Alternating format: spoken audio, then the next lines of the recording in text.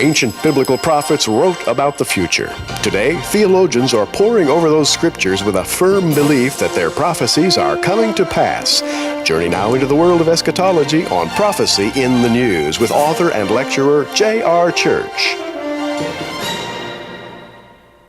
Gary Stearman has written an article for our October 2007 magazine called The Days of Noah. Are They Here? I especially like his subtitle, The Advent of Alien Technology. It's going to be a fascinating program today as we discuss with Gary Stearman his article here on those ancient angels who came down and taught men things that they shouldn't be learning. Gary? Well, J.R., this is the first of perhaps several articles on this subject. It's biblical in scope. When you mention alien technology, you might be thought to be talking about science fiction. You might be thought to be talking about some new age imagination. We're taking our texts from the Bible. We're examining what the Bible has to say, and we're trying to shatter modern myth, J.R. There is a modern myth that we all sprang from cavemen, Neanderthals, Cro-Magnons, all of those guys that used to run around in animal skins and carry clubs. Yes. And we are supposed to be ascended from the cavemen. And first they learned to sharpen sticks and make fire, and then they learned to make arrowheads and up and up and up. That was their technology. Well, the Bible differs greatly from that narrative. The Bible tells us that, in fact, humanity is descended from superior men. And the first of those superior men was Adam himself. Adam named all the animals. He did. So he had to be intelligent. And God came down and visited with him in the cool of the evening. I don't know how long this went on. We don't know exactly when Adam and Eve sinned against God and were basically kicked out of his animal preserve called the Garden of Eden. Mm-hmm. But there was a garden. It was a perfect place, and Adam and Eve were kicked out of it. We don't know exactly when. But Gary, when he was about 450 years old, according to these ancient sources you've cited here, mm-hmm. fallen angels came down to Mount Hermon and began to teach men alien technology. Tell us about that. Absolutely. Alien technology. And we're talking about technology such as those things having to do with the management of agriculture, the forging of advanced metals, metallurgy. As a matter of fact, I'm going to read from the book of Enoch, chapter 8, starting in verse 1. And again, I want to caution that we don't read this the way we read the Bible. This is not canonized scripture. But it does provide us a history of sorts. And Jude, of course, quotes from the book of Enoch. And we have here a fallen angel named Azazel. That's an interesting name. Azazel taught men to make swords and knives and shields and breastplates, and made known to them the metals of the earth and the art of working them, and bracelets and ornaments, and the use of antimony, and the beautifying the eyelids, and all kinds of costly stones, and coloring tinctures. We're talking chemistry here, mm-hmm. and metallurgy. And the next verse says, and there arose much godlessness, and they committed fornication. They were led astray and became corrupt in their ways. And then we have another angel called Semyaza. He fell, and he taught men enchantments and root cuttings and the resolving of enchantments. So we have another angel named Barachiel, who taught astrology, and another angel, Kokabel, who taught the names of the constellations, and another angel named Ezekiel. Now, it wouldn't be the same as Ezekiel, the prophet, taught the knowledge of clouds, the signs of the earth, the signs of the sun, Sariel, the course of the moon. J.R., you could read and read, but I'll stop right there. It's very clear that Enoch believed that these fallen angels came down and gave man forbidden knowledge. Now, we call that science today. Yes, we do. We look at the nightly news. They can tell us when the clouds are coming, when bad weather is coming. They chart, the various weather patterns around the world. Mm-hmm. We would not regard that as as forbidden knowledge today. No, we wouldn't. Why was it back then? Because, J.R., the more we read, the more we discover that forbidden knowledge was also coupled with forbidden power. Power that has since been lost, I believe, in the flood of Noah. This brings us to a myth, but I think it's a myth with historical roots. The Greeks talk about a god named Prometheus. In Greek, the word Prometheus means forethought, someone who takes thought and then does something. Well, Prometheus is the god who brought fire to man. Supposedly, he took a fennel stalk, he went up into the regions of heaven, and he set that stalk afire with heavenly fire. He stole that fire, he put it inside of his garment, and he came back down to earth, and he gave it to man. Now, this was not just the kind of fire we think of when we think of campfire or a stick on fire. This was fire that provided some kind of power. It was a power not only scientific or chemical or physical, but it was also metaphysical. That is, it seems to be associated with the ability to do supernatural things, the fire of the gods. And for this, Prometheus was severely punished by Zeus. He didn't want that fire to be stolen and taken down to earth. Prometheus was strapped to the top of the mountains. By the way, these are the Caucasus Mountains, the border between east and west, where an eagle would come down every day and feast on his liver, inflicting much pain. And his liver would grow back, and the next day the eagle would come back and do the same thing over and over and over again. The punishment for having stolen fire from the gods and brought it to man. J.R., there's war in heaven. The Greeks talked about it. Enoch talked about it. The Bible talks about it. It goes on to this day. War in heaven. War in heaven. A fascinating part that I have noticed in the book of Matthew, when Jesus said, "No man knoweth the day nor the hour, no, not the angels of heaven, but my Father only."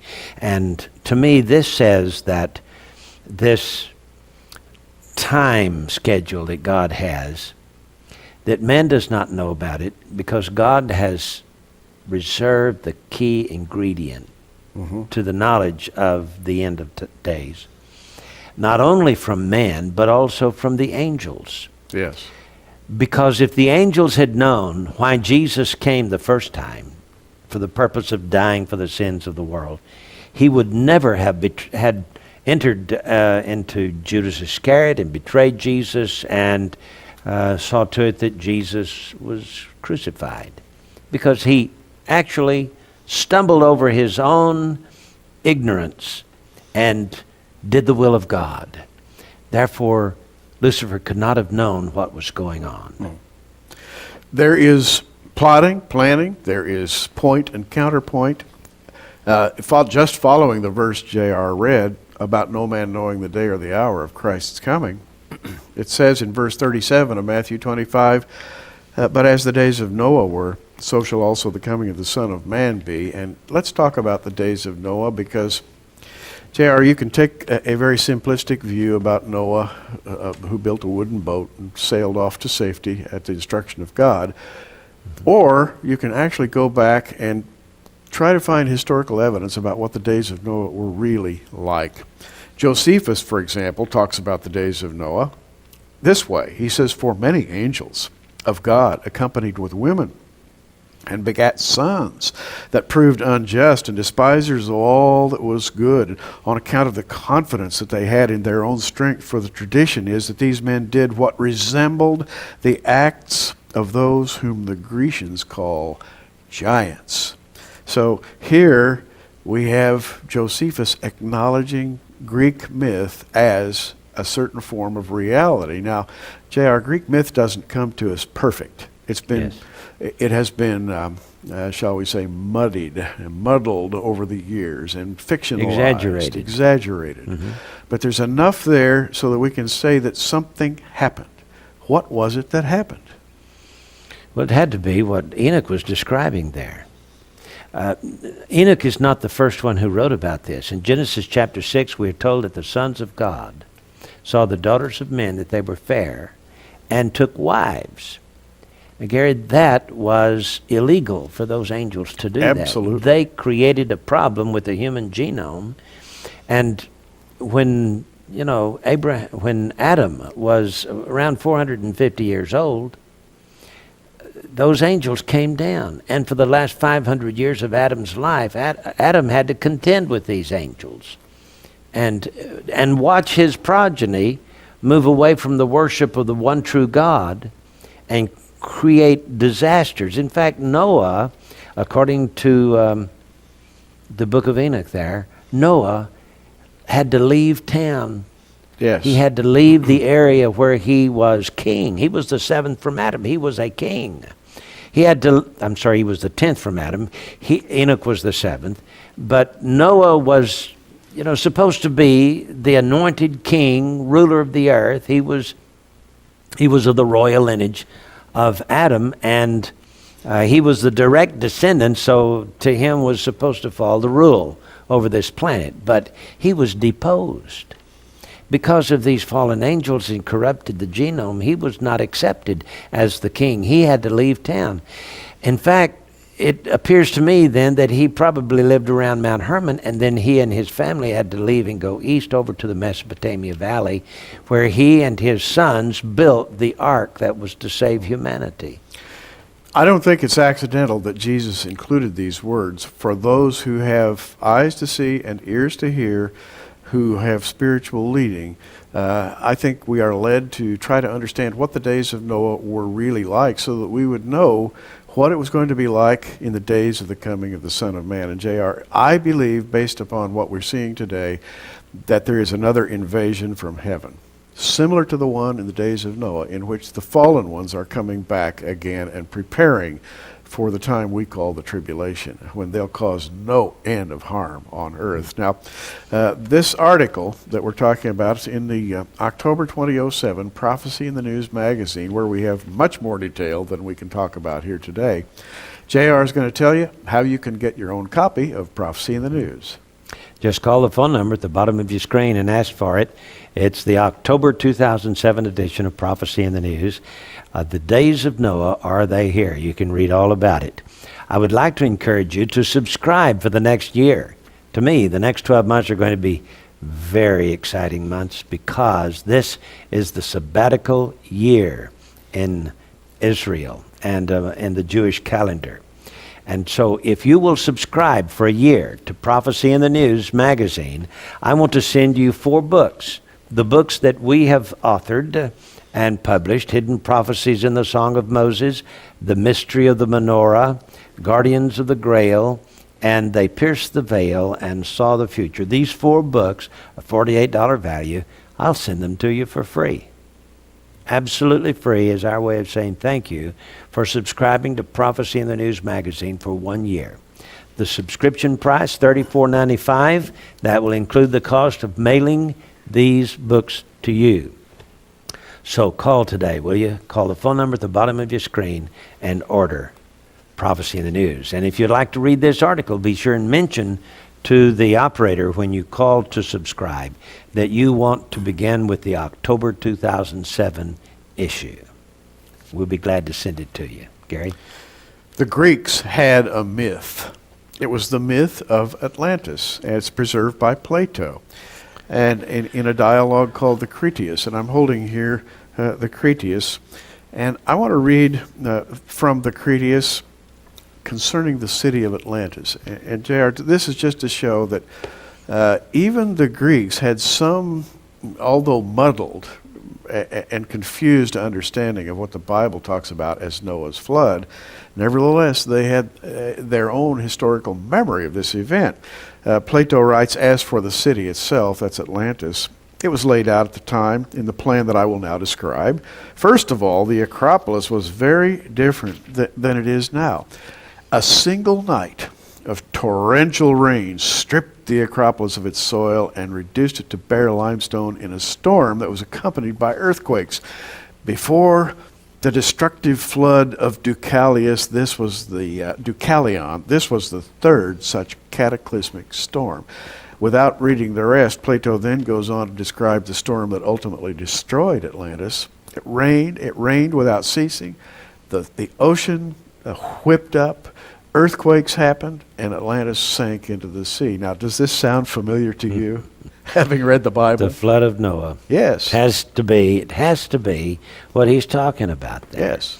And even though Plato said it was some 9,000 years ago, he Right. got this information from other people. Yes. And you know how people are prone to exaggerate, especially the Greeks. Especially the Greeks. It was Flavius Josephus who said Herodotus is the father of lies. That's what he said. Yes, that's true. And of course, the Greeks said he was the father of his history. He was the one who tells us about the ancient past. Well, Josephus had other ideas about it.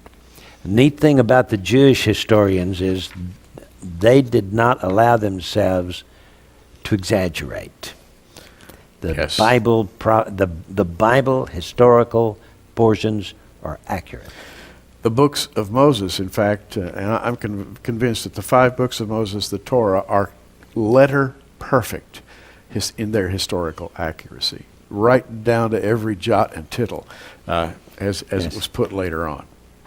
Well, let's talk about Atlantis for a few Okay. minutes and what happened there. Now, Atlantis, fascinating that according to Plato, again in the dialogue known as the Critias, he writes this. He says, "So it was that Poseidon," now Poseidon was the god of the sea, "received as one of his domains the island of Atlantis, and he established dwelling places for the children that he had fathered of a mortal woman, in a certain place on the island that I shall describe."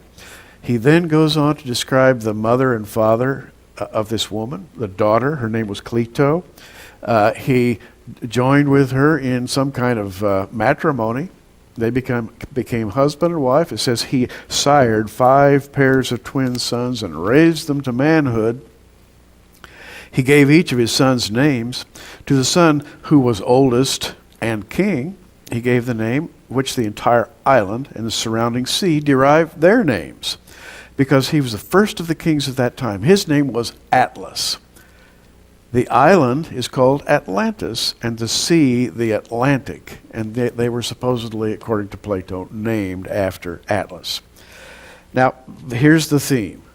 God comes down, marries a human woman, has 10 children, and the eldest, Atlas, becomes the keeper of this island called Atlantis.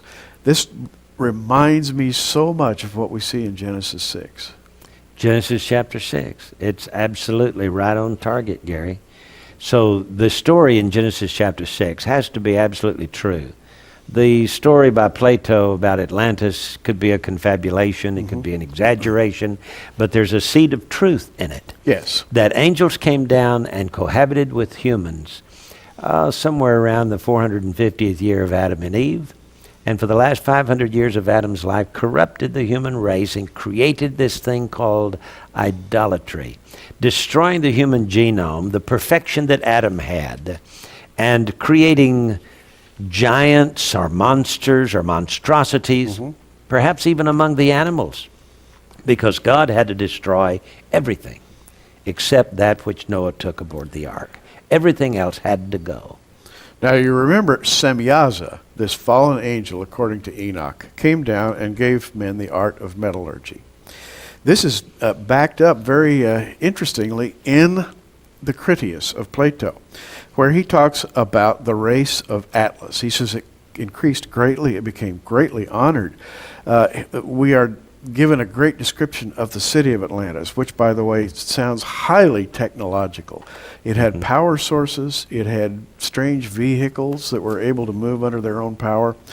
And let me read one sentence here. "And in many regions of the island they exploited that metal, which is now only a name to us, but which was more than a name, orichalcos."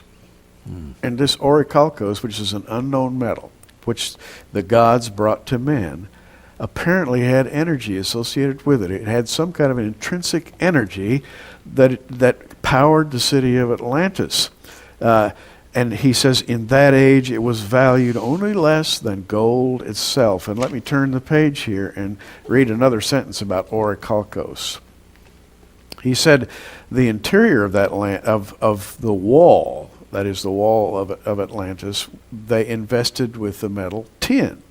And the wall surrounding the Acropolis they invested with orichalcos, which glittered like darting fire. This strange unknown metal had fiery properties, and it reminds me of that god who stole fire and brought it down Prometheus. to mankind. Prometheus. How about that?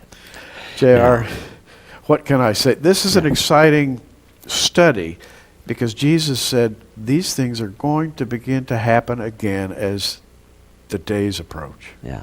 Now, if you think all of this is just the confabulation of an ancient Greek philosopher, let me remind you that there are a few things around on the planet Earth today that remind us of a pre-flood environment. Mm-hmm. And let's talk about Machu Picchu down in Peru for a few moments, Gary, and tell us about the silver located in the museum there. Oh, yes, as a matter of fact, the city of Machu Picchu in Peru, very high up in the mountains, is made of cut stone. And it's thousands of years old. And the stones, which are intricately cut, perhaps you've seen pictures of it. In fact, we may find one to put on the screen for you. JR, these stones are so intricately cut and fitted that you can't even put a sheet of paper in the cracks between the stones after all these years. No one knows how they were done. Some of these stones weigh thousands of tons. There's a museum at Machu Picchu that has ancient silver work. And it's not a museum that's open to the public. I know an individual who was allowed to visit it. It's full of silver statuary and castings. The silver is thousands of years old, and it does not corrode. It is not like most silver that develops a black surface. It stays shiny, and no one knows the metallurgical process by which it was formed, but it is said to have been formed literally thousands of years ago by an unknown group of people. Amazing. So here we have silver that does not tarnish. Right. And that has to be some kind of technology that predates the kind of technology we have today. It can't be done today, can it? Neither can a pyramid be rebuilt today, for example. Neither could the Baalbek Acropolis be rebuilt today. The flooring stones in the Baalbek Acropolis are so large they couldn't be handled by any piece of machinery now in existence. Baalbek, of course, being close to Mount Hermon in Lebanon. Yes. Mount Hermon being the place where the book of Enoch says those fallen angels came down, and that was their point of entry into this world. The gate of the fallen angels. As a matter of fact, if you want to check a back issue of Prophecy in the News, J.R. wrote about that very subject 3 months ago. Mm-hmm. Well, this forbidden knowledge then that came to early man, which was the subject of metallurgy, how to form metals, how to make instruments of war, which, by the way, was one of the prime reasons, I guess, they came down. They created wars among men. And then there were the roots and herbs. This is a forbidden fruit. I guess they showed men how to make a still and ferment grape juice and what have you. And so all of these things were, in those early days, forbidden, especially the offspring. They destroyed the human genome, and it took Noah, who was perfect in his generations, to repopulate the planet.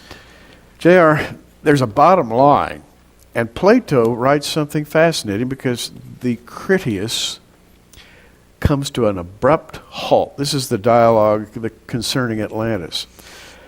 And Zeus was very angry. Now, Zeus was the king of the gods, and we don't believe in an actual Zeus, but the Greeks did. Well, we're talking Satan here, you know. Yes. Zeus in Revelation chapter 2 is called Satan. Absolutely. Go Okay, ahead. so we do believe in an actual Zeus, if we call him by a different name. The closing words of the Critias, yet inwardly, the people of Atlantis were filled with an unjust lust for possessions and power. But as Zeus, god of the gods, reigning as king according to law, could clearly see this state of affairs, he observed this noble race lying in this abject state, and resolved to punish them and to make them more careful and harmonious as a result of their chastisement. And to this end, he called all the gods to their most honored abode, which stands in the middle of the universe, and looks down upon all that has a share in generation. And when he had gathered them together, he said, and that's where the manuscript ends. Oh. What he said. But the obvious intent is that he was going to punish them by destroying their world. Now, in this respect, Plato agrees with the Bible. This is exactly what we have in Genesis 6, when God looked down on the earth and he saw the abject state to which man had fallen, and he said, it grieves me at my heart that I'm going to have to destroy these people. I submit to you that Plato may have gotten his ideas from the books of Moses, Yes. which came long before Plato wrote his dialogues. Amazing. And yet we have these fallen angels that came down to the earth and gave alien technology, or technology from the other world, this fire, by the way, that does not exist today on planet Earth. That's correct. If I understand it. And yet, we have some tales of these UFOs that are sighted that they look like they are alive. Yes. So it's some kind of a machine that appears to be alive. Is this the kind of fire that Prometheus stole? A heavenly fire, if you will. Now, we are besieged with a contemporary mythology. Call it a science fiction mythology, if you will. A flying saucer mythology. It's widely believed that we're being visited by people from other galaxies and so on, and they come down and they flit about, and they never really stop so that you can see them. But there are many, many stories about them, all under the heading of mythology.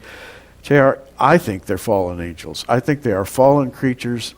They are masquerading as visitors from outer space, but they're the very same people who visited Earth in ages past. So the big question is, what about modern technology?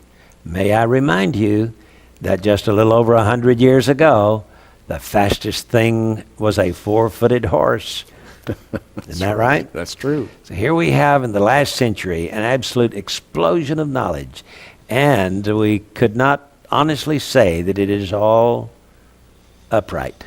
There's some alien or forbidden knowledge among them, surely. But I tell you what, Jesus has to be coming back soon, just as the days of Noah were. Amen. So trust him today. He's your only hope. This is J.R. Church and Gary Sturman. Until next time, keep looking up.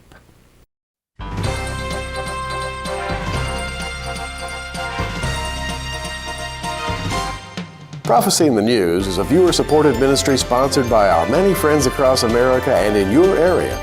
For your gift of $10, you can receive a special edition of our current program on audio tape, or for a gift of $20, we'll send you our programs on videotape.